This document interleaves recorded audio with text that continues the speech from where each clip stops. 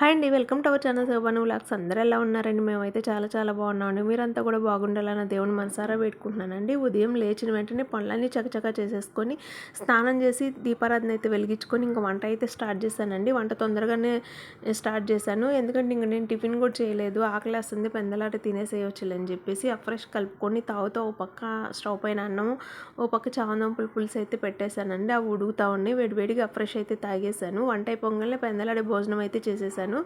ఇంక చేసిన తర్వాత కొంతమంది చికెన్ పచ్చడి అడిగారండి, మాకు తెలిసిన వాళ్ళు. ఇంకా వాళ్ళ కోసం అని చెప్పేసి నేను ఒక 3 కేజీలు చికెన్ పచ్చడి అయితే తయారు చేశానండి.